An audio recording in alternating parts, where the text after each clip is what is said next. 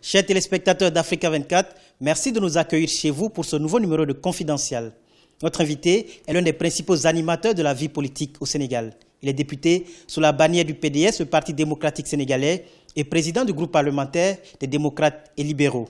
Une fonction aujourd'hui contestée par le Parti démocratique sénégalais qui a décidé de l'exclure. Mais depuis le 7 mai 2016, il a porté sur les fonds baptismaux sa nouvelle formation politique dénommée les démocrates réformateurs Yessal. Je vous invite à présent à découvrir notre invité. Bonjour Monsieur Modou Diagne Fada. Bonjour. Merci de nous accueillir ici à votre domicile à Dakar. C'est un plaisir et vous êtes le bienvenu. Merci. Merci assez. Merci beaucoup. Monsieur Fada, je le disais tantôt, vous venez de créer votre parti politique, Yessal, les démocrates réformateurs. Quelles sont les raisons qui ont motivé le lancement de ce parti politique? C'est mon exclusion du Parti démocratique sénégalais, mon exclusion arbitraire d'ailleurs du Parti démocratique sénégalais qui m'a amené avec mes amis de lancer une nouvelle formation politique qui s'appelle les démocrates réformateurs Yessal, LDR Yessal. Nous avons réclamé des réformes au sein de notre parti. Nous avons réclamé plus de démocratie interne.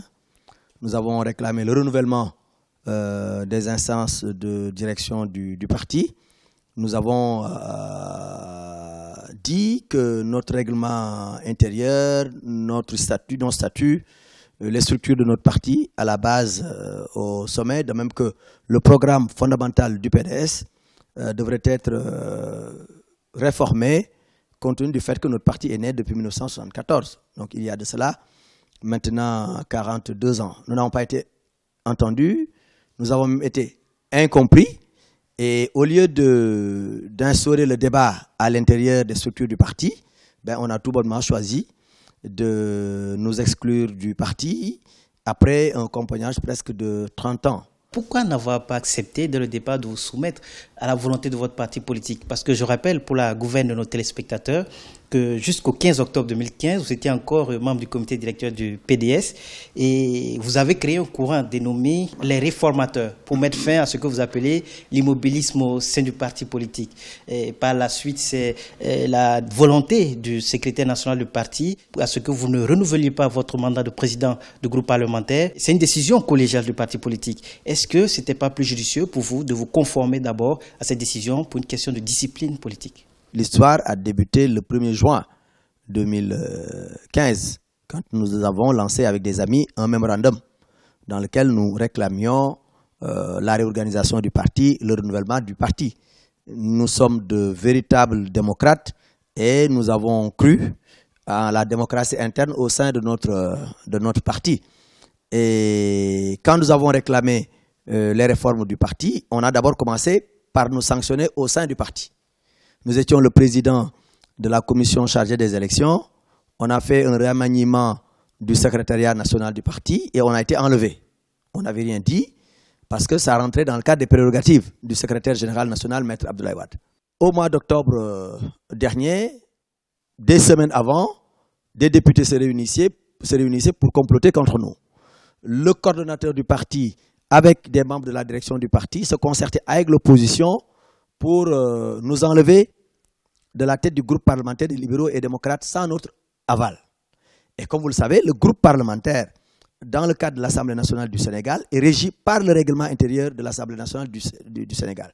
Le groupe parlementaire n'est pas régi par les textes du parti. Ce sont des députés qui décident de se mettre ensemble. Et encore une fois, même si c'est le parti qui nous envoie à l'Assemblée nationale, dès que nous entrons à l'Assemblée nationale, nous devenons députés du peuple, députés du Sénégal.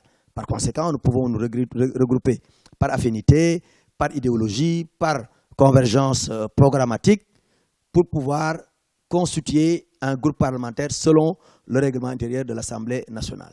Est-ce qu'avec le recul, vous ne regrettez pas d'avoir emprunté cette voie? Du tout. C'est nous plutôt qui avons reproché aux responsables du PDS de manquer à ce devoir de dialogue. Est-ce que vous avez épuisé toutes les voies de recours, de dialogue au sein du parti politique? Mais je vous donne un exemple. Le soir même de l'installation du nouveau bureau de l'Assemblée nationale, j'ai été convié par un haut responsable de l'opposition Mamadou Diop Decroix pour ne pas le nommer, Mamadou Diop Decroix, Omar Sarr et moi-même, nous nous sommes rencontrés chez Mamadou Diop Decroix pour trouver un consensus.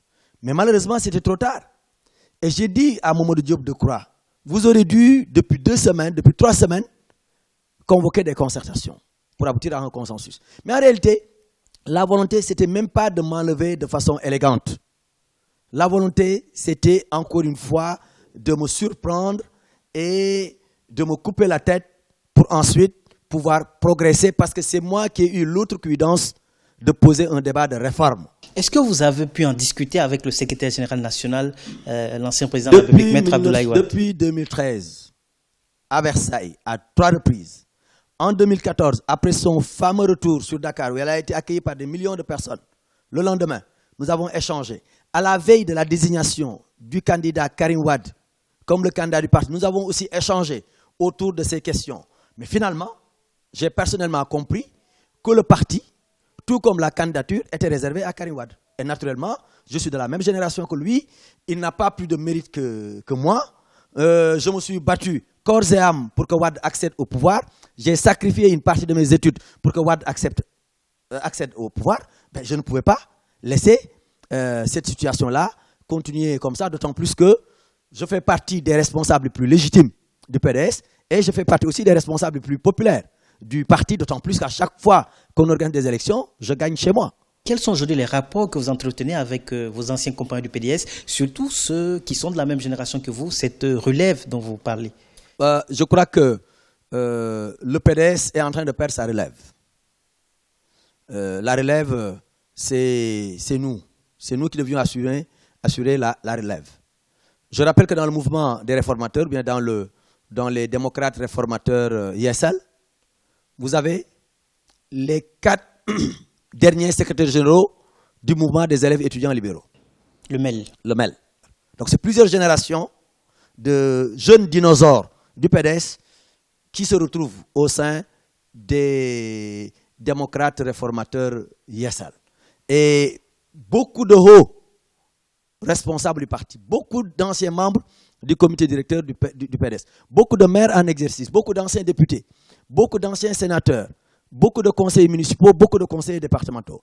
Mais comme nous l'avons dit, je crois que les démocrates réformateurs ISL, c'est le taureau dans l'enclos. Quel est aujourd'hui votre positionnement politique? Comment allez-vous nouer les alliances avec les autres formations politiques qui sont dans le Landerneau aujourd'hui?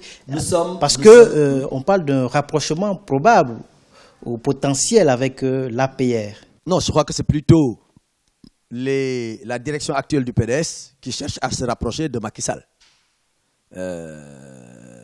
Et je crois que cette accusation-là tombe dans l'eau depuis d'abord le référendum où j'ai appelé à voter non, contrairement au président Macky Sall qui avait appelé à voter oui.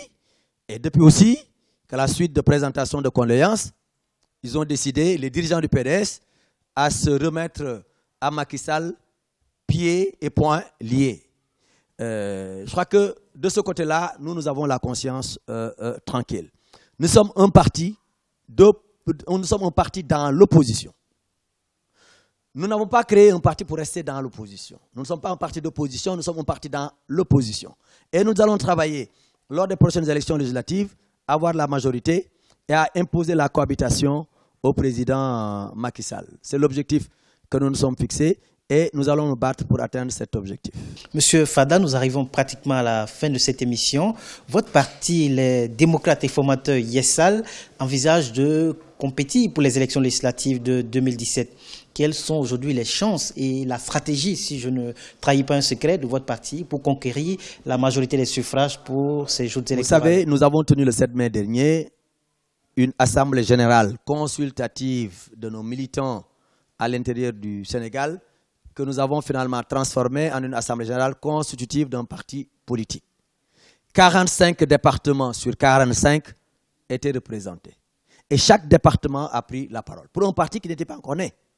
Pour un parti dont le leader n'a pas encore fait de tournée à l'intérieur du Sénégal. Par les réseaux sociaux, par le contact téléphonique, par le bouche à oreille, nous avons réussi à nous faire représenter aujourd'hui dans les 45 départements du pays. Et l'objectif que nous avons avant la fin de l'année, c'est d'avoir dans chaque commune du Sénégal une structure.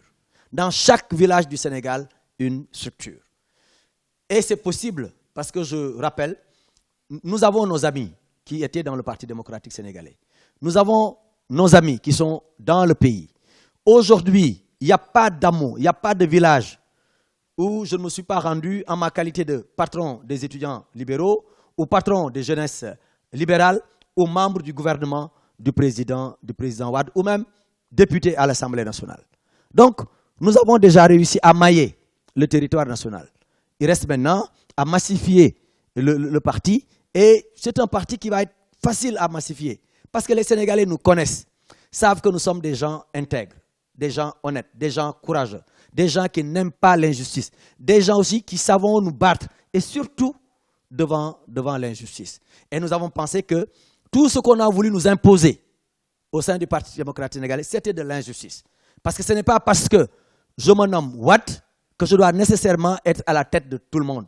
Monsieur Fada, on dit de vous que vous êtes accessible, chaleureux. Nous avons pu nous faire l'agréable expérience aujourd'hui à votre domicile, ici à Dakar. Merci de nous avoir reçus chez vous. Merci pour ce témoignage qui est une vertu bien sénégalaise. Ce n'est pas pour rien que les lions du Sénégal s'appellent les lions de la Teranga. Merci, M. Fada. Beaucoup. Quant à vous, chers téléspectateurs, merci beaucoup de nous avoir suivis. Je vous rappelle que nous étions en compagnie de M. Modou Diagne Fada, le président fondateur du nouveau parti, les démocrates réformateurs Yessal. Je vous laisse en compagnie des programmes d'Africa 24.